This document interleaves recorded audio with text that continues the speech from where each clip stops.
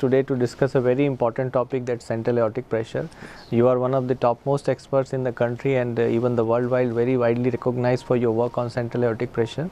So to begin with, sir, can you let us know that what is happening in this area? In this area, yes. Yeah. Yes, it's a good question. Well, thank you very much for inviting me here. Central aortic pressure, if I may use a cliche, is central to hypertension. In what way? That the pressure which is generated by the left ventricle and when it first hits the aorta is the pressure which does target organ damage. That can cause damage to the brain, it can cause damage to the heart, and of course travel down to the kidneys. So the recognition of this central aortic pressure becomes important to us. With this, let me qualify that brachial artery pressure is not going out of fashion in a hurry. No, it will continue. But for high-risk individuals, those who are diabetics, those who are young, smokers, coronary heart disease, central aortic pressure assumes importance because you will then be able to tailor the drugs meant to decrease the central aortic pressure. For example, there are drugs which will decrease the blood pressure peripherally, and you are quite satisfied. Well, I've got this patient's blood pressure down to 130/80, and yet he continues to have higher incidence of stroke. Why? Because another drug, which also brought it down to 130/80, actually acted on the central aortic pressure. So that is one of the key things of importance in recognition of central aortic pressure and accepting that this is a reality. This is one of the key things. The second thing that emanates from this is pulse wave velocity. That means when the heart contracts, the blood goes down from carotids to the femorals, you get something called the pulse wave velocity. And if it is more than 1200 centimeters per second, then you know the patient is going to get arterial stiffness. Arterial stiffness, what it will do then is that it will cause left ventricular hypertrophy, cause load on the heart, decrease the diastolic filling, and will cause all the things which you don't want your high blood pressure patient to have. So arterial stiffness, pulse wave velocity, central aortic pressure, in a sense, are all together. But your recognition of pulse wave velocity and central aortic pressure will give you an idea of arterial stiffening, which is the core now. Yeah. You remember many years ago, Thomas Sydenham said, a man is as old as his arteries. This is it. Yeah. Now we can measure it. And mind you, all this is totally non-invasive. It's just by appellation tonometry, so you're not doing any damage to the patient. So that's the importance. Yeah, so we have brought a very interesting point here now. So there are invasive ways to measure them, Yes. and there are non-invasive ways to measure them. Yes. How do they correlate? Has the non-invasive measure been validated against the invasive measures? Yeah, let me tell you that there are very few invasive methods. You can take the central aortic pressure by a catheter, but the reverberations of that as the pulse wave goes to the periphery cannot be recorded by any invasive procedure. Also see, when you take a patient to the cath lab, the circumstances are different. His pressures will be higher, he will have tachycardia, all these things will happen. So it's not the usual run of the mill. So I think these things have been now taken care of. There is good correlation and people are accepting the use of non-invasive techniques. So if you are asking, are they validated? Yes, they are. At least the periscope and other instruments are well validated. Yeah, that was one of the points Yes. which I was asking, how accurate they are, how validated they are, so that as a physician, can physicians rely on the readings which they Yes, get? of course. Of course. So you mentioned about there are certain individuals, there are certain high risk individuals Yes. in which they are mandatory. Can you please throw Yes. us more light on Yes. those individuals? Yes. Yeah. No, I particularly, if I have a young hypertensive with diabetes, I would definitely at some point do once or twice his ambulatory BP monitoring and at least once his central aortic pressure to see how much his arteries are thickened. Also, it's a very important point you've raised. Some of these equipments also give us an inkling of the ankle brachial index. The same instrument will tell you about ABI. Mm-hmm. Now, ABI is supposed to be very closely correlate with the incidence of coronary artery disease, just as pulse wave velocity. Very interestingly, last year Jack carried an article from Israel, a study of 17,000 people, and not all hypertensives. So it's a wrong thing to just think in terms of high blood pressure and pulse wave velocity. These are patients who are not hypertensive but had very good correlation with the occurrence. So it is not only a disease marker, but it's also an event marker. Because by observational studies we say, oh well, this. No, you can actually qualify about the events that are likely to occur if your pulse wave velocity is high, if you have arterial stiffness. The main importance of this study actually came about with the CAFE study, in which, ACE inhibitors and amlodipine were found to decrease the incidence of strokes and heart failure, rather than a beta blocker based therapy. And that's where people start thinking, well, look, all drugs are not the same, though they are bringing down the pressure to the same level. So that's where people start thinking that, can I do something better? So to answer your question, high risk individuals should have this. Now in my hypertension lab, we are also saying that when the patient first comes to us and we detect hypertension, so we don't start medications immediately. But if the central aortic pressure is already elevated, if he's already getting arterial stiffness, if the pulse wave velocity is higher, what are we waiting for? Then we have enough justification to start the therapy. Otherwise, generally we would say, okay, come back again or do an ABPM. But if the side effects are already there, if the LVH is already there, you start treatment. So that, in effect, is the total gamut of pulse wave velocity and its importance as it is emerging now. More and more people are recognizing the importance. One of the questions which is coming in my mind now is that physicians are used to measuring brachial blood pressure, and you mentioned that it is going to stay. Yeah. So if the physician is seeing measuring a brachial blood pressure reading and also seeing a central aortic pressure reading, is there a correlation or what to do basically? Yes, yes, that again is a... Now, many a times patients come to us, she says, your therapy was excellent, but I'm feeling very weak. We measure the pressure is 120/80. Then we say, all right, let's do a central aortic pressure. And the central aortic pressure is just 110. So many a times we can pick up patients who are either not controlled or who are, in a sense, over-controlled. So you can do a lot of things for these patients. Also, mind you, these patients of isolated systolic hypertension, you can pick up for them, central aortic pressure is extremely important.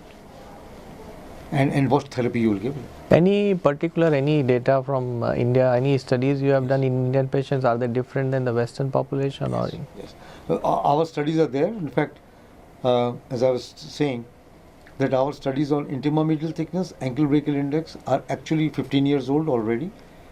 And these studies has come out in the Journal of Clinical and Preventive Cardiology, where we have correlated that, all right, you forget everything. If you have pulse wave velocity and intima medial thickness and calcium score, which is the best indicator for disease, because Framingham doesn't work with us, ACC-HA doesn't work with us, WHO pool doesn't work with us. And we found that if the patient may not be able to afford a calcium score, but if he can afford even a central aortic pressure, pulse wave velocity with an intima medial thickness, it gives a very good indication of coronary artery disease. Because ultimately that's what you're looking at. You're looking at strokes and heart attacks. Yeah. Right? That is what we are trying Central aortic pressure correlates directly to cognitive disturbance as well. So that's where we are using currently. And our work was also, one day we had the good luck of having Dr. John Cockcroft from Cardiff, who was one of the pioneers of central aortic pressure. And he was very impressed. He said, that vis-a-vis the West, this is probably the only lab where Indian data is accumulating now. Yeah. So we are closely working with many groups in India.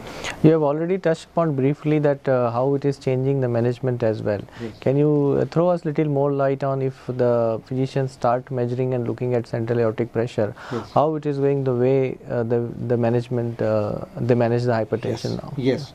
I think if physicians at large, because everybody is supposed to take blood pressure, if physicians at large start doing it, I'm sure we'll see fewer strokes and fewer heart failures, because heart failure, one of the commonest reasons is hypertension.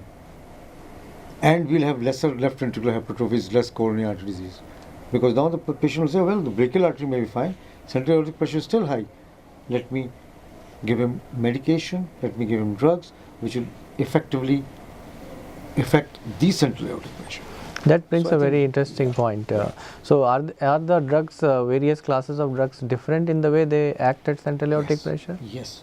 Yes. There are drugs which will act differently. For example, ACE inhibitors, for example, act on the central aortic pressure. Amlodipine, I'm telling you, this is a remarkable drug. Acts on the central aortic pressure. The role of beta blockers is diminishing, but people say that maybe nebivolol has a good action. But having said that, I think the main emphasis will be on amlodipine and ACE inhibitors to really bring down the central aortic pressure to levels that you want. And at that level, patient should be able to do all his normal work and not feel weakness or fatigue or tiredness. So I think we are on to that level. You mentioned that all this we are doing primarily because we are trying to prevent a heart attack or trying to prevent a stroke. So is there any data for ACE inhibitors and calcium channel blockers which shows that they have a better outcomes as compared to other class of Yes, therapies? absolutely. Absolutely. I refer to you the CAFE study, then the BPL arm of the ESCOT study. Clear data between this was an ARB and the study and amlodipine. And then there was a very good data from perindopril with amlodipine. Very good data. So I think ACE inhibitors there is a resurgence. There is a resurgence in our own thinking about it. Because we should give medication not for the sake of just giving a medication, but that the patient has a wholesome effect, right, starting from the kidneys to the brain. Cognitive disorders we always overlook. You know, in India they say, "ये तो 60 साल के हो गए, सठिया गए, भूल जाते हैं लोगों के नाम." No, that's because he's getting microinfarcts. You've not been able to correct the pressure here. So the brain is open to elevations of pressure. And these troughs and peaks are the ones which cause a problem. So within the central aortic pressure, like we talk about brachial pressure, it has systolic and diastolic. Yeah. In the same way, is there a correlation between systolic and Yeah. diastolic and central aortic pressure? Yeah, and that also is there, and that's important, because if the returning wave from the periphery comes in systole, then you will get augmented systolic pressure and you will get the augmentation index, which is bad for the heart. But if the returning wave comes in diastole, then it helps my patient, because that's where the coronaries get filled. Coronaries are peculiar. They will only get filled during diastole. And that is in effect the genesis of isolated systolic hypertension of the elderly people call it.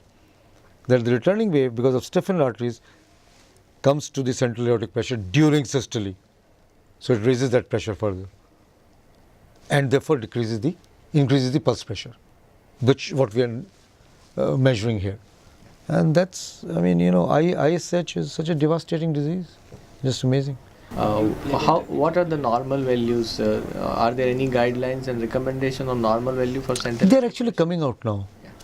I tell you, the recently given out guidelines by the European Society of Cardiology, Hypertension Society of European Hypertension Society, are actually talking of on central aortic pressure. They're talking about the use of echocardiography for these patients. So I may not be able to give you a clear answer at this point, but I tell you, people are working both in India as well as abroad to answer this question, that sometimes the brachial may be higher and the central aortic may be lower, or the other way around. Intuitively, I would want the central aortic pressure to be below 130/80, below 140/80.